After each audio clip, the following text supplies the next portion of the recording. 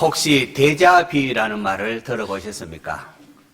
처음 경험한 일인데 마치 이전에 경험했던 것처럼 느껴지는 현상을 일컫는 말입니다. 어떤 장소에 처음 갔는데 낯설지가 않습니다.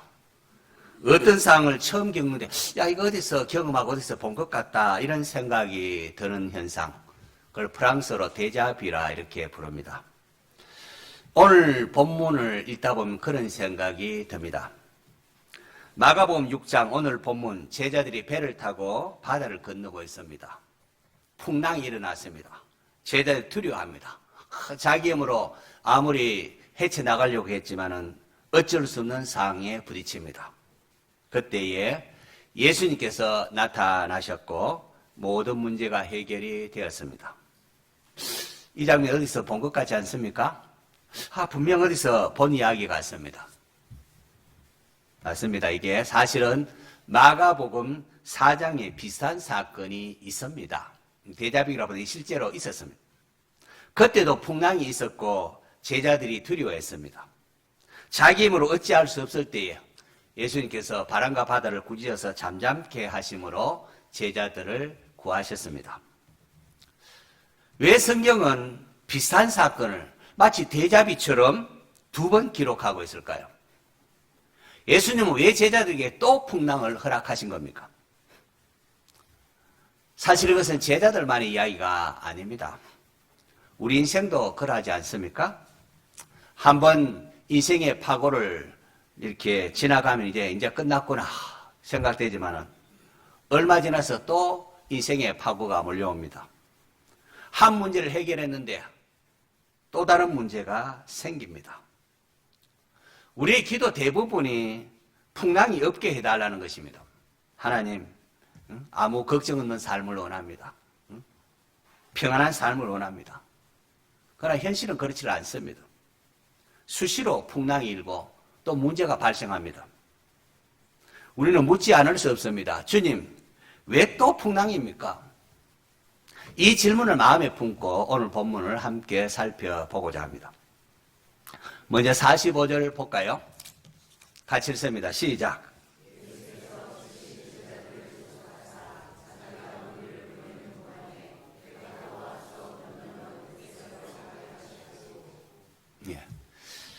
제자들이 배를 탄 것은 제자들이 원해서가 아닙니다.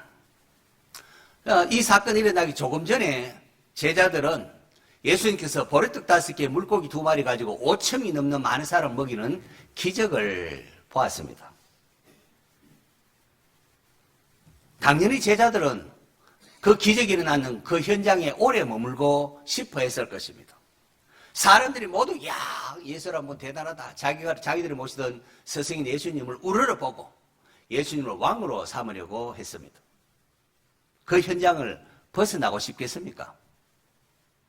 하지만 예수님은 그것을 허락지 않으십니다. 자기가 무리를 내가 보낼 테니 너는 빨리 배를 타고 건너가라 그렇게 하십니다. 45절에 즉시 재촉하사라는 단어를 통하여 주님께서 의도적으로 제자들을 강하게 그냥 밀어붙였다는 겁니다. 다시 말하지만 제자들이 배를 타고 항해하는 것은 자기들이 원해서가 아닙니다. 예수님의 명령 때문에 배를 탄 겁니다. 예수님이 저편으로 건너가라 라고 하셨기 때문에 배를 타고 갔습니다. 그런데 풍랑이 찾아왔습니다. 여러분, 우리는 하나님 말씀대로 행하면은 이 풍랑이 없을 것이다. 순종하면 모든 일이 잘 풀릴 것이다. 충성하면은 있던 문제도 없어질 것이다. 이렇게 생각을 합니다. 맞습니다. 어떤 면에는 그게 옳습니다. 성도는 하나님의 말씀대로 살 때에 그게 생명의 길이고 그게 형통한 길입니다. 요나처럼 불순종하면은 풍랑을 만나게 됩니다. 하지만 오늘 본문은 그것이 전부가 아님을 우리에게 알려줍니다. 순종의 길에도 풍랑이 있을 수 있다는 겁니다. 아니, 오히려 순종했기 때문에 풍랑을 만날 수도 있다는 겁니다. 성경의 위대한 믿음의 인물들 한번 보십시오. 아브라함은 하나님의 말씀에 순종해서 고향을 떠나 가나안 땅에 왔습니다. 그런데 그곳에 기근을 만났습니다. 요셉은 하나님 앞에 정직하게 살았습니다. 그런데 노예가 되었고 감옥에 갇혔습니다. 다니엘은 신실하게 기도했습니다. 그런데 그 기도했기 때문에 사자굴에 던져진 겁니다. 바울은 복음을 전했습니다. 그런데 매를 맞고 감옥에 갇히고 배가 파손되는 일도 경험했습니다. 순종한다고 해서 반드시 풍랑이 없는 것이 아니라는 겁니다. 오히려 순종했기 때문에 풍랑이 찾아올 때가 있습니다. 그러므로 풍랑이 있다고 해서 하나님이 나를 버리셨다 생각해서는 안 됩니다. 풍랑이 있다고 해서 꼭 내가 잘못된 길로 가고 있다 그렇게 생각해서도 안 되는 겁니다. 오늘 본문에 등장하는 제자들, 자기 고집대로 놀러 가다가 풍랑 만난 게 아닙니다. 예수님의 명령에 순종해서 배를 탔는데 풍랑을 만났습니다. 그렇기 때문에 우리 인생에 풍랑이 있다고 해서 반드시 불순종했기 때문에 저 친구 잘못한 것은 잘못했기 때문에 저렇다 그렇게 단정해서는 안 된다는 겁니다. 순종의 길을 가기 때문에 풍랑을 맞을 수도 있다고 했습니다. 여러분, 우리 모두는 풍랑 없는 삶을 원합니다. 목회를 하면서 목사님 저도 늘 우리 교인들이 풍랑 없애달라고, 풍랑을 없애달라고 그렇게 기도합니다. 성도들이 아프지 않기를 기도하고, 가정적으로 교회적으로 걱정한 일이 사라지기를 기도하고, 사건 사고 일어나지 않기를 그렇게 기도하지 않습니까? 아마도 우리 가운데 풍랑 만나도록 기도하는 사람은 없을 겁니다. 모두가 풍랑이 지나가기를, 사라지기를 기도합니다. 그게 잘못된 기도가 아닙니다, 여러분. 예수님께서 겟세마네 동산에서 아버지께 기도하면서 이 잔이 내게서 지나가게 하옵소서. 이 잔이 내게 지나가게 하옵소서. 그렇게 기도하셨습니다. 그런데 하나님은 때때로 풍랑을 제거하시기보다는 풍랑을 통하여 역사를 하십니다. 여러분, 제자들은 오병이어로 5,000명이 먹는 엄청난 기적을 경험했습니다. 엄청난 은혜를 만난 것 아니겠습니까? 이제는 모든 게 잘 될 것 같았습니다. 그들 앞에서 이제 풍랑이 없을 것 같습니다. 그러나 웬걸요? 곧바로 풍랑이 찾아옵니다. 왜일까요? 결론적 같은 말씀입니다. 이제 52절 말씀 한번 비춰주시겠습니까? 같이 읽습니다. 시작.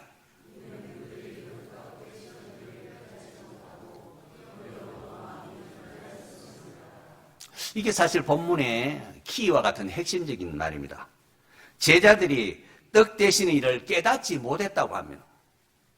이런 오병이어 사건은 이 조그만 음식 가지고 많은 사람을 배불리면 그런 기적으로만 볼 게 아닙니다. 오병이어의 사건은 예수님이 누구신가를 계시하는 표적입니다.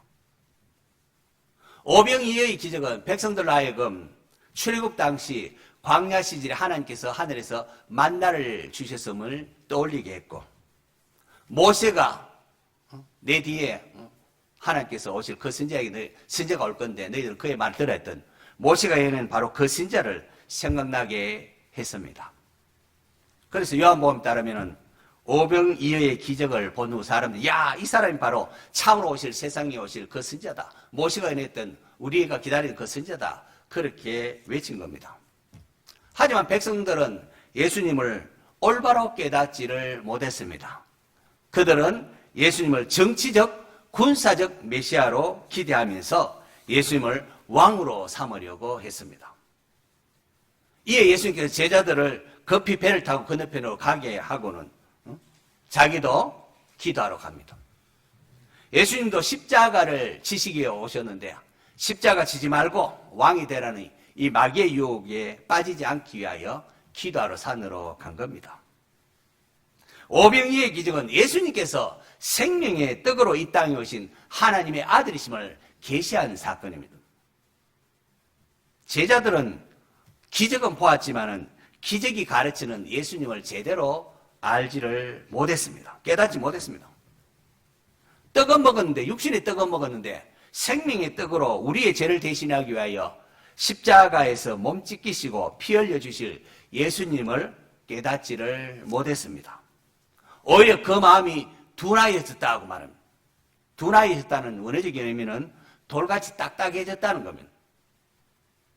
주로 바리새인들이 완악해졌다 할 때에서는 그런 것과 같은 뉘앙스를 가진 것들입니다. 오병이의 기적을 볼 때 제자들은 일시적으로 바리새인과 같은 그런 영적 상태에 빠졌다는 겁니다. 자기를 높이고, 야, 우리 대단해. 자기를 높이고 자랑하는 모습 말입니다. 하나님은 이러한 제자들을 교육하기 위하여 또 풍랑을 만나게 하십니다. 결국 풍랑의 목적은 풍랑 그 자체가 아니라 풍랑을 통하여 예수님이 어떠한 분인가 더 깊이 알게 하는 것입니다. 이것은 오늘 우리도 마찬가지일 겁니다. 하나님께서 이미 우리에게 많은 은혜를 베푸시지 않습니까? 많은 기도응답도 있었습니다. 수없이 위험한 일에 빠졌는데 그때마다 또 하나님께서 건져주신 일도 있습니다. 그럼에도 여전히 우리는 풍랑을 두려워합니다. 이러한 우리에게 주님은 또 찾아오시며 자신을 계시하십니다. 풍랑 가운데 역사하시는 하나님을 만나야 합니다. 예수님이 어떠한 분이신가를 여러분 알아야 합니다. 그래야 이렇게 노래할 수가 있습니다. 바람 불어도 괜찮아요. 괜찮아요. 괜찮아요. 파도 일어도 괜찮아요. 나는 괜찮아요. 바람을 만드신 하나님, 파도를 만드신 하나님, 주님 내 안에 계시니까 나는 괜찮아요. 우리가 예수님 믿는다고 하면서 사실 가만히 보면 얼마나 껍데기 신앙인지 알 수 신앙인지요. 이거 주일학교 다 배운 노래 아닙니까? 바람을 만드시고 파도를 만드신 하나님이시라는 것 말입니다.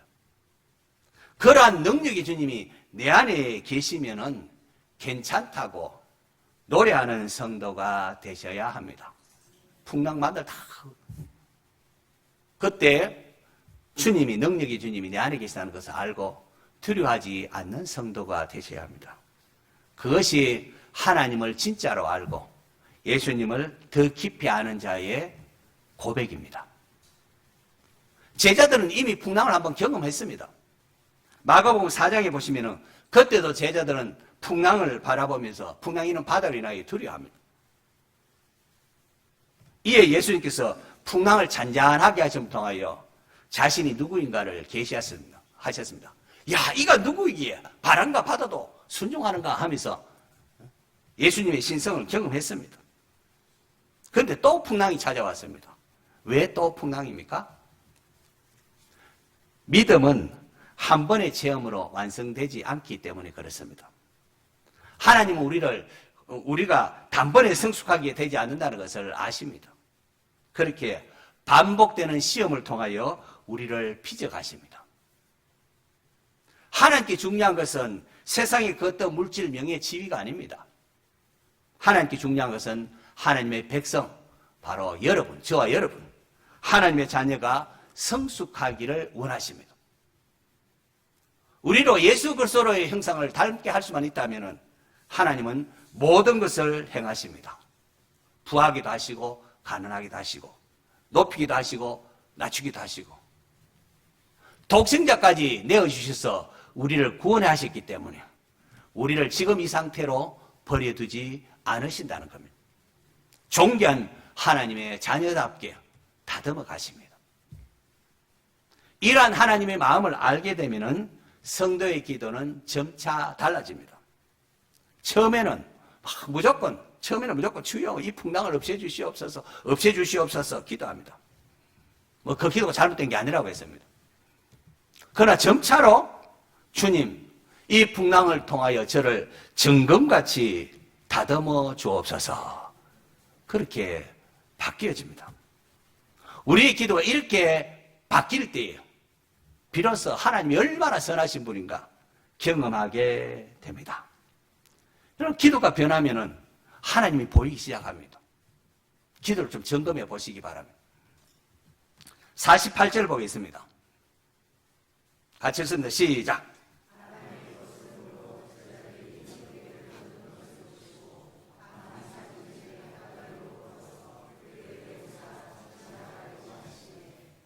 이 구절은 우리에게 큰 위로를 줍니다. 바람이 막 거세니까 막 힘겹게 노젓는 것을 예수님이 보시고 무태 계시면서도 산에서 기도하시면서도 주님께서 제자들 다 보고 계셨습니다. 제자들은 예수님이 없다고, 예수님이 지금 안 계시지 않습니까? 안 계신다고 생각했습니다. 자기들 뿐이라고 생각했어요. 풍랑이 위험에 처해지고 위급하자, 버림받았다, 이런 마음이 들었습니다. 그러나 예수님은 산 위에 계시면서 그들을, 제자들을 다 보고 계셨습니다. 제자들은 예수님을 보지 못했지만은 예수님 제자들을 보고 계셨습니다. 바람이 거스리고 제자들이 얼마나 힘겹게 놓아졌는가를 다 보고 계셨습니다. 오늘 우리도 마찬가지라는 겁니다. 우리는 때로 하나님이 침묵하는 것 같습니다. 기도해도 응답이 없는 것처럼 보입니다. 주님이 너무 멀리 계신 것처럼, 아니 계신 것처럼 느껴집니다. 그러나 주님은 우리를 다 보고 계십니다. 우리가 흘리는 눈물을 아시고 우리가 감당하는 삶의 무게도 아십니다. 우리가 포기하고 싶은, 이제 뭐 다 팽개치고 이제는 뭐 포기하고 싶은 그런 마음까지도 아십니다. 예수님은 제자들을 잊지 않으셨습니다. 그리고 마침내 때가 되자 찾아오셨습니다. 그런데 이어지는 말씀이 조금 이상합니다. 48절 하반절 다시 한번 더 볼까요? 같이 읽습니다. 다시 시작.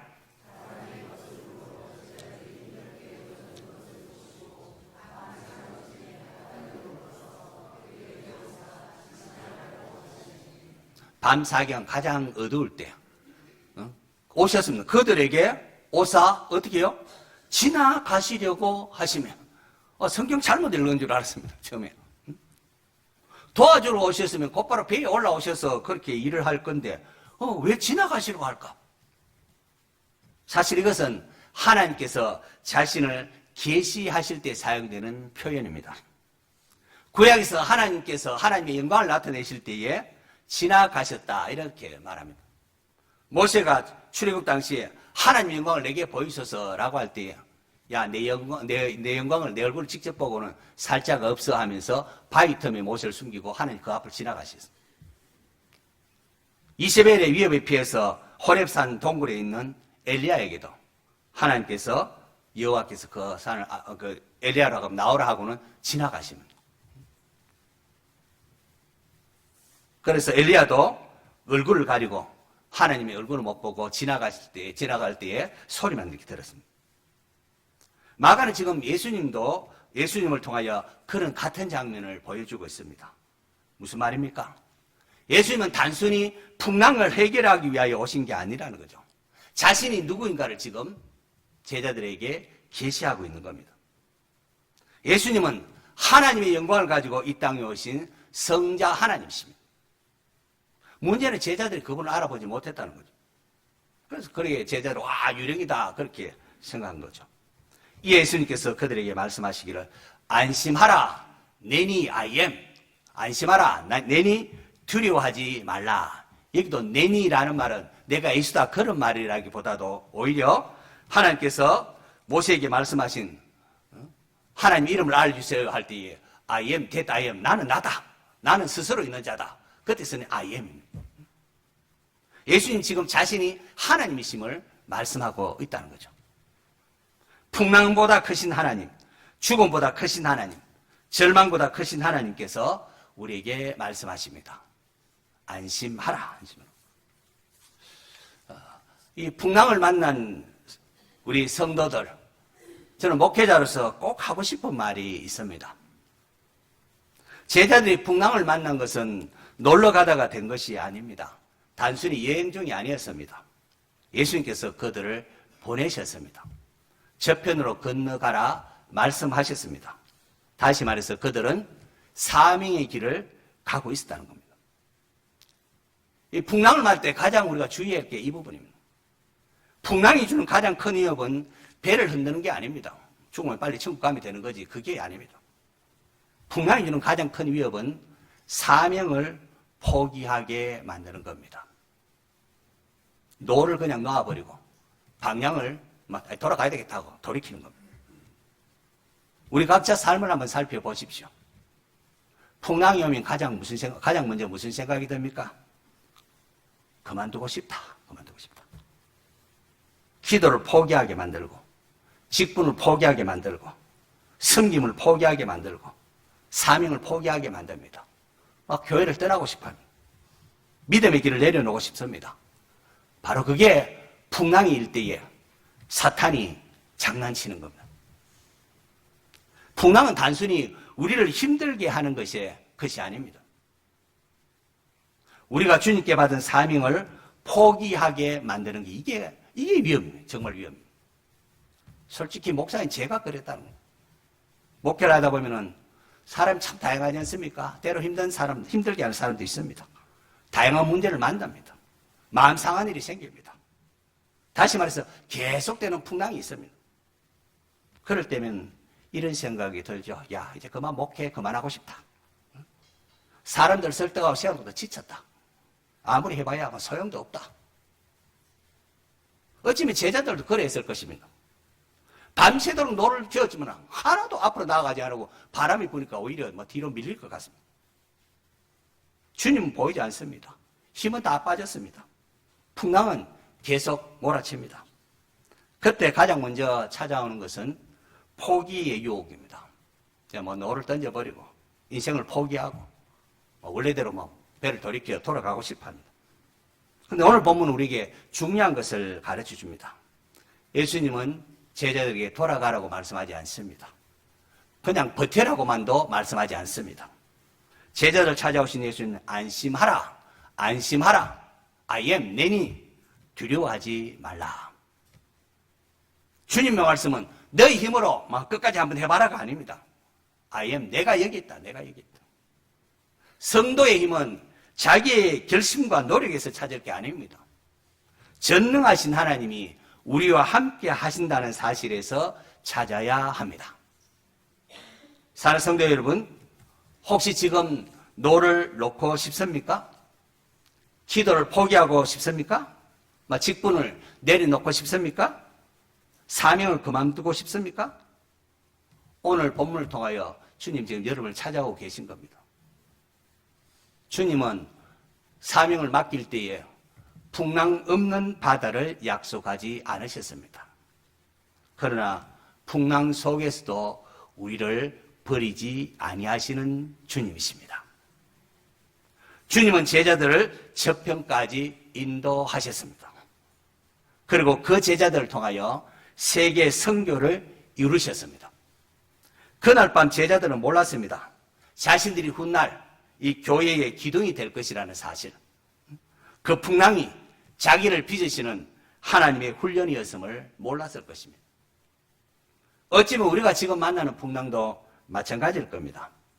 교회를 섬기다가 만나는 풍랑, 가정을 지키다가 만나는 풍랑, 복음을 전하다가 만나는 풍랑, 직분을 감당하다가 만나는 풍랑. 하나님이 우리를 버리셨다는 증거가 아니라 오히려 하나님이 여전히 우리를 사용하고 계시다는 증거일 수가 있습니다. 말씀대로 순종하려고 하니까 힘든 것. 세상 사람들이 가면은 그냥 거기 흘려가면은 힘들 거 없을 수도 있습니다. 포기하지 마시고 노를 놓지 마시기 바랍니다. 기도를 멈추지 마십시오. 사명을 내려놓지 마십시오. 지금이 밤 사경처럼 가장 어두운 시간일지도 모르지만은 바로 그때에 주님께서 물 위로 걸어오고 계셨습니다. 성도 여러분, 우리는 평안을 원합니다. 안정을 원하고 풍랑 없는 삶을 원합니다. 그러나 현실은 그렇지 않습니다. 우리의 삶은 끊임없는 풍랑의 연속입니다. 건강의 문제도 있고, 그게 해결되면 경제적인 문제도 있고, 그게 해결되면 가정의 문제도 있고, 교회의 문제도 있고. 우리가 살아가는 이 세상은 죄로 인하여 깨어진 세상이기 때문에 그렇습니다. 하나님 나라가 완성되면 그렇게 않겠죠. 아담 이후의 세상은 에덴 동산이 아닙니다. 더 이상. 질병이 있고, 죽음이 있고, 눈물이 있고, 배신이 있습니다. 고통이 있습니다. 예수님께서도 말씀하지 않습니까? 세상에서는 너희가 환난을 당하나. 주님은 환난이 없다고 말씀하지 않으셨습니다. 하늘나라 가려면 많은 환난을 겪어야 한다고 하십니다. 그러나 거기서 끝나지 않습니다. 주님이 이어서 말씀하시기를 담대하라, 내가 세상을 이겼노라. 성도의 소망은 풍랑이 없는 세상이 있지 않습니다. 풍랑을 이기신 주님께 있습니다. 어떤 풍랑은 끝난 줄 아는데 또 찾아오고, 어떤 시험은 지나간 줄 아는데 다시 반복이 됩니다. 그래서 우리는 묻습니다. 왜 또 풍랑입니까? 왜 또 풍랑입니까? 오늘 말씀을 기억하시기 바랍니다. 풍랑은 우리를 더욱 성숙하게 만들고 하나님이 어떠한 분이신가를 더 깊이 배우게 합니다. 그렇기에 주님 풍랑을 잠잠하게 하옵소서 그렇게도 기도하지만 더 나아가서 주의 이 풍랑을 통하여 저를 더욱더 정금같이 빚어주소서. 정금같이 나올 그날을 기대합니다. 그렇게 기도할 수 있는 성숙으로 나아가야 합니다. 주님 왜 또 풍랑입니까? 이렇게 묻기도 하지만 또 나아가서 주님 이 풍랑을 통하여 무엇을 가르치려고 하십니까? 하나님의 의도에 여러분 초점을 맞춰 보시기를 바랍니다. 그리고 이 풍랑은 지나가는 과정입니다. 목적지는 저편, 하나님께서 맡기신 사명의 자리입니다. 그곳에는 하나님이 만나게 하실 영혼들이 있는 자리죠. 제자들이 힘겹게 노를 젓는 것을 다 알고 계신 주님, 오늘 말씀을 통하여 저와 여러분에게도 말씀하십니다. 안심하라, 내니 두려워하지 말라. 그 주님의 손을 붙들고 다시 노를 저으시기 바랍니다. 다시 기도하시고, 다시 섬기시고, 다시 사랑하시고, 다시 전도하시기를 바랍니다. 언젠가 우리 인생의 항해가 끝이 날 것입니다. 그날 우리는 모든 풍랑이 지나간 이제 마침내 하나님 나라에 이르게 되지 않겠습니까? 그때는 우리가 알게 될 겁니다. 그 풍랑이 헛되지 않았고 그때 흘린 눈물이 헛되지 않았음을 말입니다. 그 기다림도 헛되지 않았음을 알게 될 것입니다. 그러므로 믿음의 노를 저으시기를 바랍니다. 사명을 포기하지 마십시오. 마귀의 장난에게 놀아나지 마시기 바랍니다. 주님께서 말씀하십니다. 안심하라, 내니 두려워하지 말라. 그 주님께서 여러분을 반드시 저편까지 인도하실 것입니다. 이러한 은혜를 깨닫고 하나님 앞에 아름답게 쓰임받는 인생 되기를 축원합니다.